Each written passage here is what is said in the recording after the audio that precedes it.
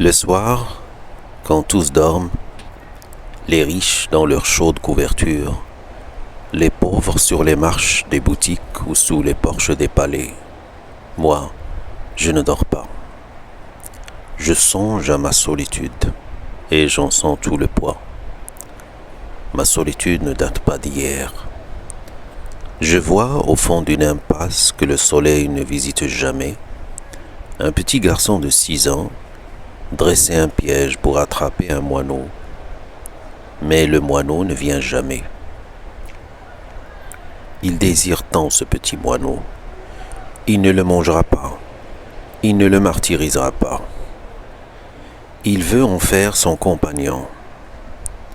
Les pieds nus sur la terre humide, il court jusqu'au bout de la ruelle pour voir passer les ânes et revient s'asseoir sur le pas de la maison et attendre l'arrivée du moineau qui ne vient pas.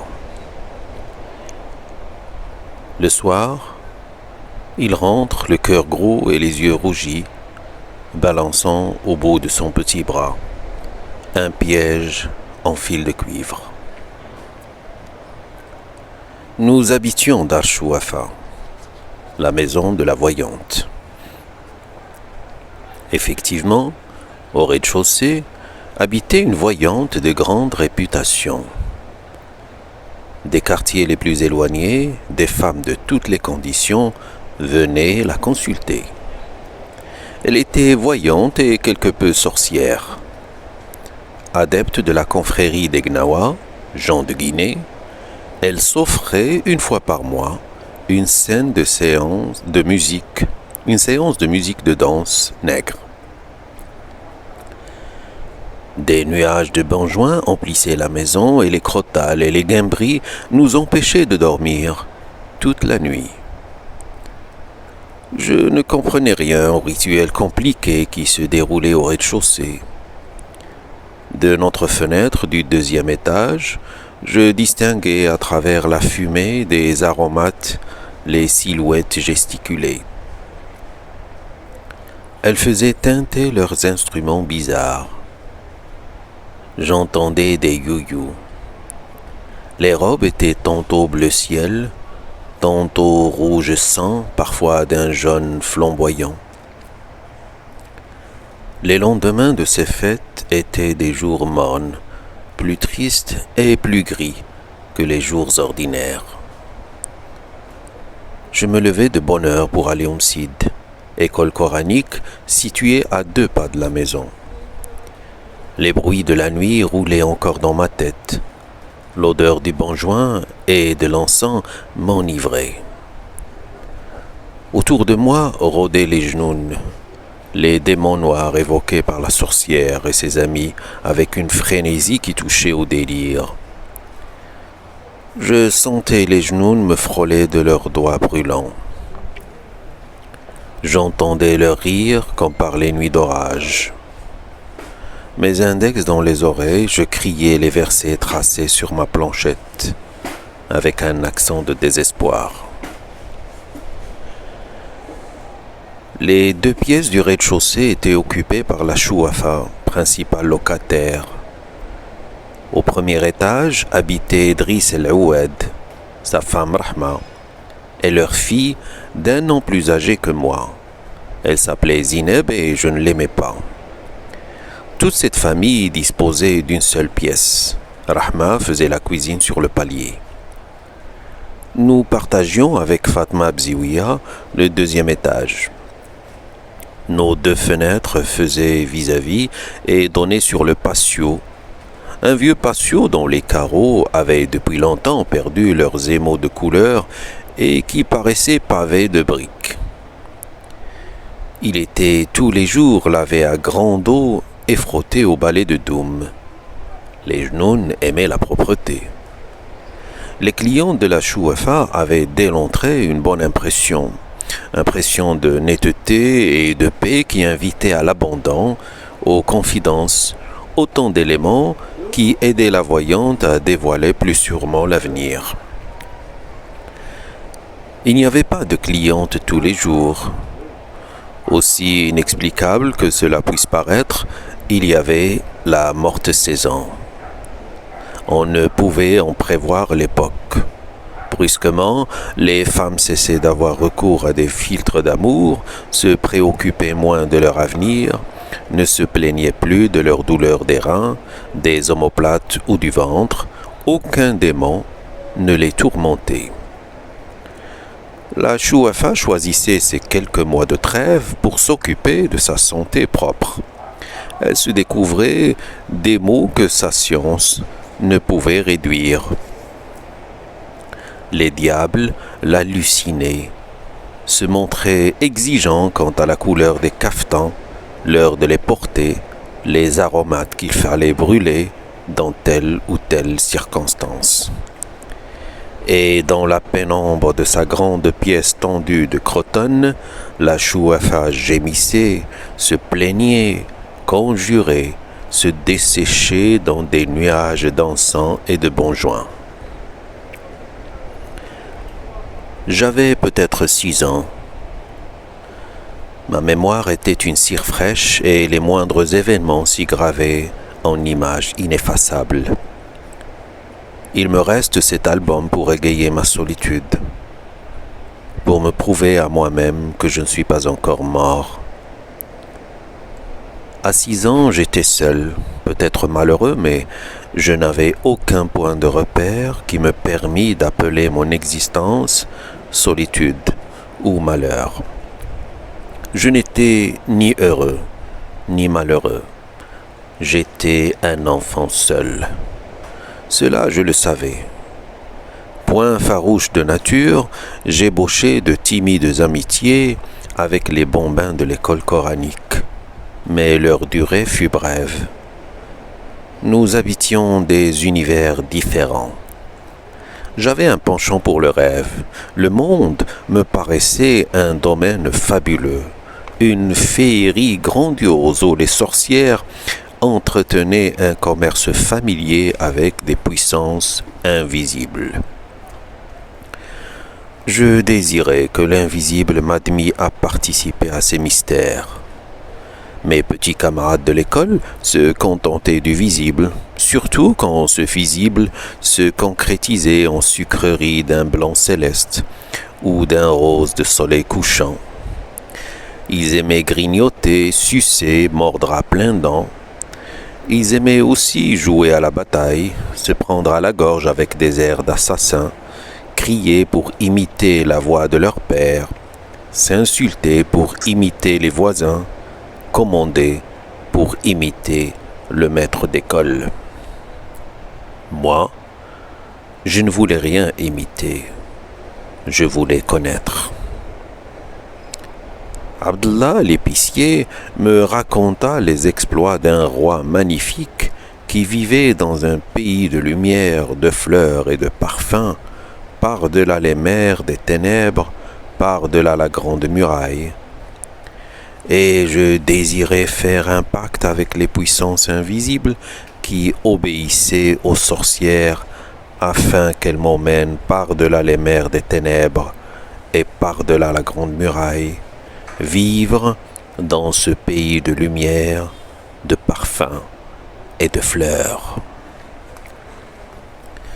Mon père me parlait du paradis. Mais pour y renaître, il fallait d'abord mourir. Mon père ajoutait que se tuer était un grand péché, un péché qui interdisait l'accès à ce royaume. Alors, je n'avais qu'une solution, attendre. Attendre de devenir un homme, attendre de mourir pour renaître au bord du fleuve Salsebil. Attendre, c'est cela exister. À cette idée, je n'éprouvais certainement aucune frayeur. Je me réveillais le matin, je faisais ce qu'on me disait de faire. Le soir, le soleil disparaissait et je revenais m'endormir pour recommencer le lendemain. Je n'avais qu'une journée. Je savais qu'une journée s'ajoutait à une autre. Je savais que les jours faisaient des mois, que les mois devenaient des saisons, et les saisons l'année. J'ai 6 ans, l'année prochaine j'en aurai 7, et puis 8, 9 et 10. À 10 ans, on est presque un homme. À 10 ans, on parcourt seul tout le quartier. On discute avec les marchands, on sait écrire, au moins son nom. On peut consulter une voyante sur son avenir, apprendre des mots magiques, composer des talismans. En attendant, j'étais seul au milieu d'un grouillement de têtes rasées, de nez humides, dans un vertige de vocifération de versets sacrés. L'école était à la porte de Derb Nouala. Le fki, un grand maigre à barbe noire, dont les yeux lançaient constamment des flammes de colère, habitait la rue JF. Je connaissais cette rue. Je savais qu'au fond d'un boyau noir et humide s'ouvrait une porte basse, d'où s'échappait toute la journée un brouhaha continu de voix de femmes et de pleurs d'enfants. La première fois que j'avais entendu ce bruit, j'avais éclaté en sanglots parce que j'avais reconnu les voix de l'enfer telles que mon père les évoqua un soir. Ma mère me calma. « Je t'emmène prendre un bain. Je te promets une orange et un œuf dur, et tu trouves le moyen de braire comme un âne. » Toujours octant, je répondis « Je ne veux pas aller en enfer. » Elle leva les yeux au ciel et se tut, confondue par tant de niaiseries. Je crois n'avoir jamais mis les pieds dans un bain mort depuis mon enfance. Une vague appréhension et un sentiment de malaise m'ont toujours empêché d'en franchir la porte. À bien réfléchir, je n'aime pas les bains morts.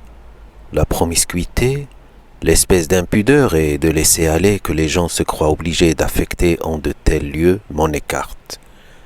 Même enfant, je sentais surtout ce grouillement de corps humide, dans ce demi-jour inquiétant, une odeur de péché, sentiment très vague, surtout à l'âge où je pouvais encore accompagner ma mère au bain mort, mais qui provoquait en moi un certain trouble.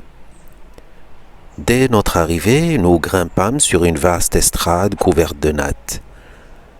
Après avoir payé 75 centimes à la caissière, nous commençâmes notre déshabillage dans un tumulte de voix aiguës, un va-et-vient continu de femmes à moitié habillées, déballant de leurs énormes baluchons des caftans et des mansourias, des chemises et des pantalons, des haïks à glands de soie d'une éblouissante blancheur.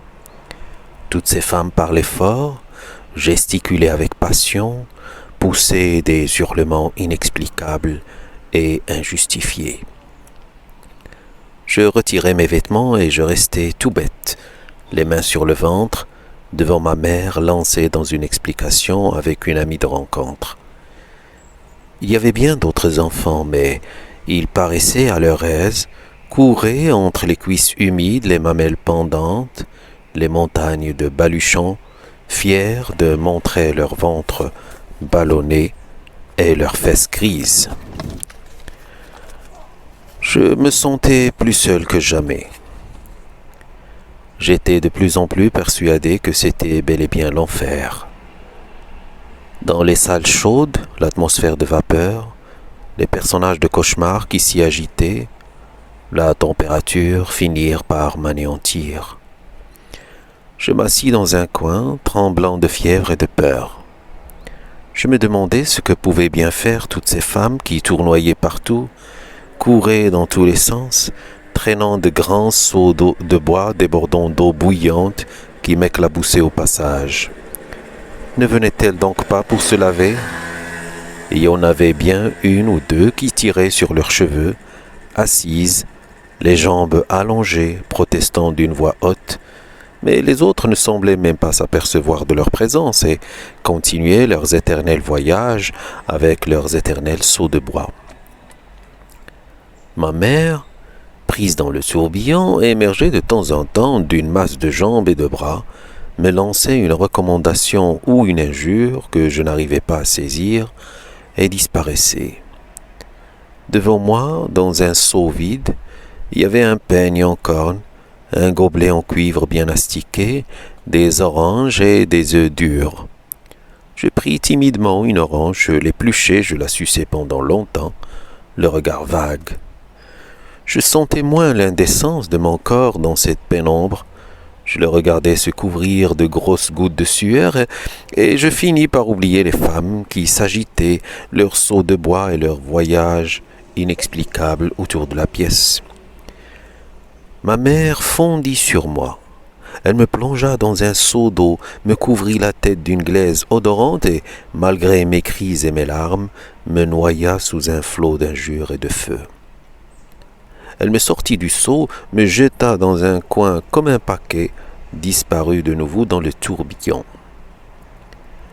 Mon désespoir dura peu. Je plongeai la main dans le seau à provisions et je pris un œuf dur, gourmandise dont j'étais particulièrement friand.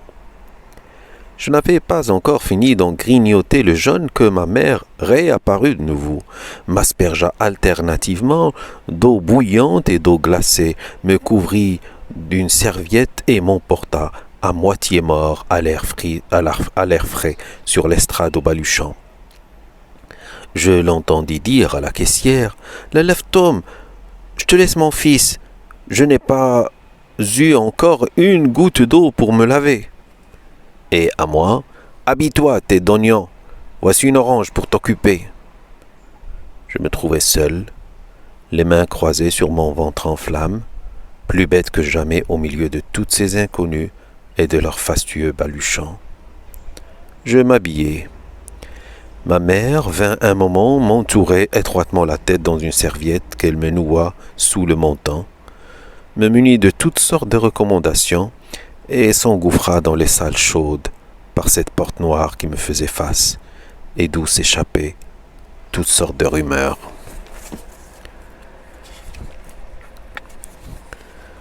J'attendis sur l'estrade jusqu'au soir. Ma mère finit par venir me rejoindre, l'air épuisé, se plaignant de violents maux de tête. Heureusement pour moi, ces séances de bain-mort étaient assez rares. Ma mère ne voulait point s'embarrasser de l'enfant empoté et maladroit que j'étais. Pendant son absence, j'étais livré à mes timides fantaisies. Je courais pieds nus dans le derbe, imitant le pas cadencé des chevaux. Je hennissais fièrement, envoyais des ruades. Parfois, je vidais simplement ma boîte à merveilles par terre et j'inventoriais mes trésors. Un simple bouton de porcelaine me mettait les sens en extase. Quand je l'avais longtemps regardé, j'en caressais des doigts la matière avec respect. Mais il y avait dans cet objet un élément qui ne pouvait être saisi ni par les yeux, ni par les doigts. Une mystérieuse beauté intraduisible. Elle me fascinait. Je sentais toute mon impuissance à en jouir pleinement. Je pleurais presque de sentir autour de moi cette étrange chose invisible, impalpable, que je ne pouvais goûter de la langue, mais qui avait un goût et le pouvoir d'enivrer. Et cela s'incarnait dans un bouton de porcelaine et lui donnait ainsi une âme et une vertu de talisman. Dans la boîte à merveilles, il y avait une foule d'objets hétéroclites qui, pour moi seul, avaient un sens. Des boules de verre, des anneaux de cuivre, un minuscule cadenas sans clé, des clous à tête dorée, des encriers vides, des boutons décorés, des boutons sans décor. Il y en avait en matière transparente, en métal, en nacre. Chacun de ces objets me parlait son langage. C'étaient là mes seuls amis. Bien sûr, j'avais des relations dans le monde de la légende avec des princes très vaillants et des géants au cœur tendre, mais ils habitaient les recoins de mon imagination. Quant à mes boules de verre, Mes boutons et mes clous, ils étaient là à chaque instant dans leur boîte rectangulaire, prêts à me porter secours dans mes heures de chagrin. Le lendemain du bain mort, ma mère ne manquait jamais de raconter la séance à toute la maison, avec des commentaires détaillés où abondaient les traits pittoresques et les anecdotes. Elle mimait les gestes de telle shérifa connue dans le quartier, la démarche de telle voisine qu'elle n'aimait pas, parlait avec éloge de la caissière, ou se révoltait contre les masseuses, ces entremetteuses, mères des calamités qui escroquaient les clientes sans leur apporter la moindre goutte d'eau. Le bain mort était naturellement le lieu des potins et des commérages. On y faisait connaissance avec des femmes qui n'habitaient pas le quartier. On y allait autant pour se purifier que pour se tenir au courant de ce qui se faisait, de ce qui se disait. Il arrivait qu'une femme chantât un couplet et le couplet faisait ainsi son entrée dans le quartier. 2 ou 3 fois, ma mère assista à de vrais crépages de chidions. De telles scènes donnaient matière à des galas de comédie. Pendant une semaine, ma mère mimait devant les femmes de la maison, les amis de passage et les voisines la dispute et ses phrases multiples. On avait droit à un prologue suivi de la présentation des personnages, chacun avec sa silhouette particulière, ses difformités physiques, les caractéristiques de sa voix, de ses gestes et de son regard. On voyait naître le drame, on le voyait se développer, atteindre son paroxysme et finir dans les embrassades et dans les larmes. Ma mère remportait auprès des voisines un gros succès. Je n'aimais pas beaucoup ces sortes d'exhibitions. L'excès de gaieté de ma mère était pour moi lié à de fâcheuses conséquences. Le matin, débordante d'enthousiasme, elle ne manquait jamais, le soir, de trouver quelques motifs de querelle ou de pleurs. Mon père rentrait toujours tard. Il nous trouvait rarement de bonne humeur. Il subissait presque toujours le récit d'un événement que ma mère se plaisait à peindre avec les couleurs les plus sombres. Quelquefois, un incident de mince importance prenait des proportions de catastrophe. Ainsi en fut-il quand Rahma eut l'idée néfaste de faire sa lessive un lundi. Il était établi que ce jour-là appartenait exclusivement à ma mère. De bonne heure, elle occupait le patio, l'encombrait d'auges de bois, de bidons qui servaient de lessiveuse, de seaux pour le rinçage et de paquets de linge sale. À peine vêtue d'un seroual et d'un vieux cafetan déchiré, elle s'affairait autour d'un feu improvisé, remuait le contenu du bidon à l'aide d'une longue canne, pestait contre le bois qui donnait plus de fumée que de chaleur, accusait les marchands de savon noir de l'avoir escroqué et appelait sur leur tête toutes sortes de malédictions. Le patio ne suffisait pas à son activité. Elle grimpait jusque sur la terrasse, tendait ses cordes, les soutenait à l'aide de perches de mûrier, redescendait brasser des nuages de mousse. Ce jour-là, ma mère m'expédia à l'école avec, pour vêtements, une simple chemise sous ma djellaba.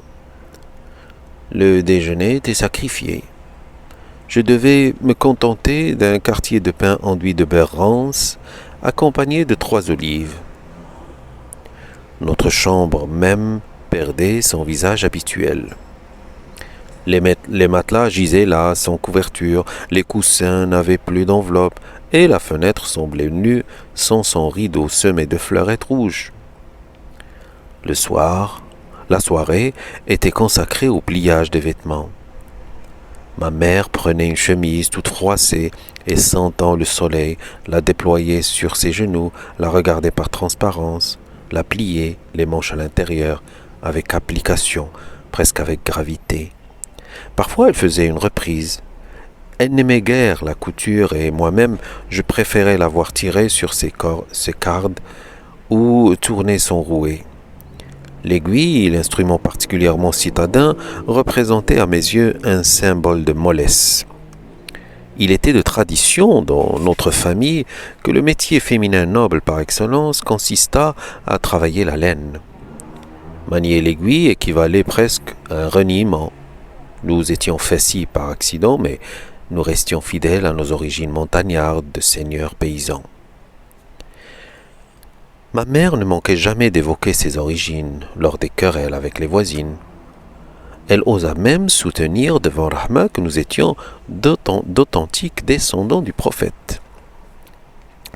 Il existe, dit-elle, des papiers pour le prouver, des papiers gardés précieusement par l'imam de la mosquée de notre petite ville.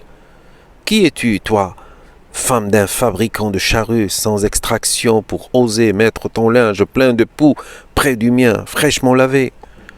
Je sais ce que tu es, une mendiante d'entre les mendiantes, une domestique d'entre les domestiques, une va-nu-pied, crottée et pouilleuse, une lécheuse de plats qui ne mange jamais à sa faim.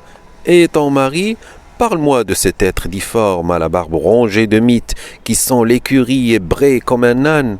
Que dis-tu? En parler à ton mari? Est-ce que moi je crains ton mari? Qu'il vienne, je lui montrerai de quoi peut être capable une femme de noble origine. Quant à toi, arrête tes piaillements et ramasse tes hardes. Toutes les voisines témoigneront en ma faveur. Tu m'as provoqué. Je ne suis pas une petite fille pour me laisser insulter par une femme de ton espèce. De notre fenêtre du 2e étage, pâle d'angoisse et de peur, je suivais la scène, alors que ma mémoire d'enfant enregistrait les phrases violentes. Le soir, tout abruti de sommeil, j'entendis mon père monter l'escalier. Il entra selon son habitude, se dirigea vers son matelas posé à même le sol. Ma mère prépara le souper, posa la table ronde, le plat de ragoût et le pain. On sentait qu'elle boudait. Mon père se mit à manger sans poser de questions. Ma mère boudait toujours. Puis elle éleva brusquement la voix et dit « Cela ne te fait rien, toi, qu'on nous traîne dans la boue, qu'on nous insulte, qu'on insulte nos nobles origines, nos ancêtres qui faisaient trembler les tribus. Cela ne te fait rien que les gens de basse extraction tentent de souiller par des paroles inconvenantes notre famille qui compte parmi ses morts des hommes courageux, des chefs, des saints et des savants. » Toujours silencieux, mon père continuait à manger. Ma mère recommença.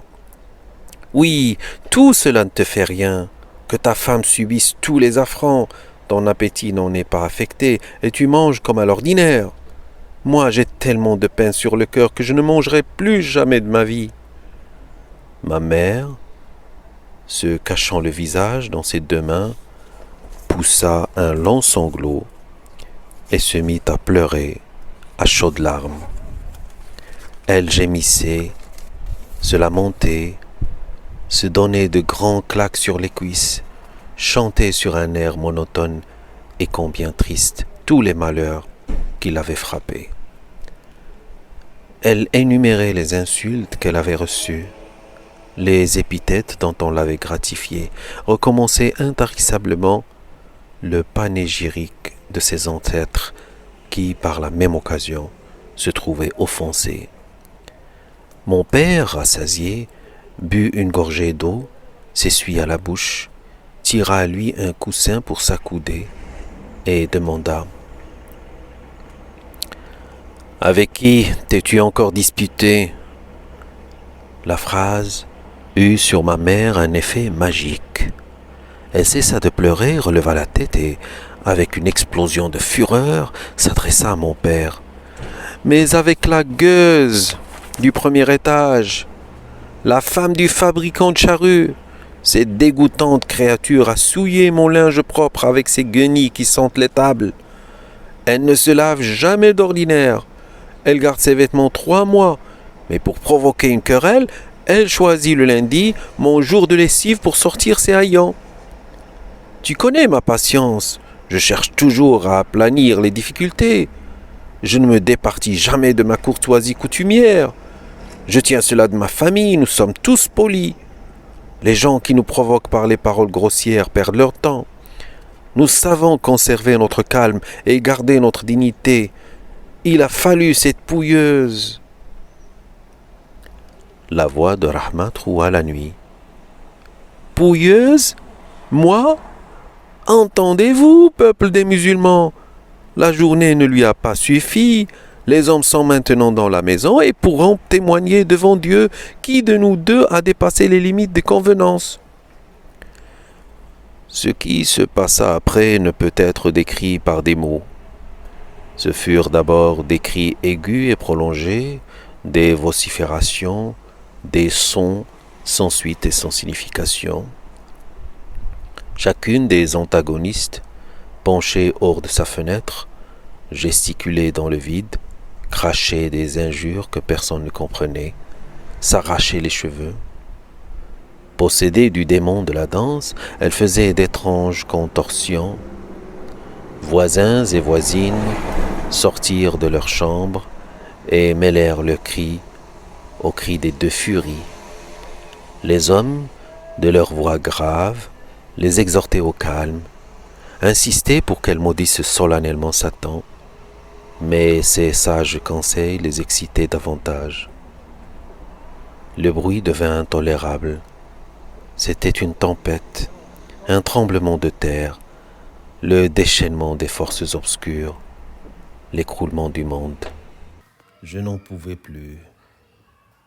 Mes oreilles étaient au supplice, mon cœur dans ma poitrine heurtait avec force les parois de sa cage.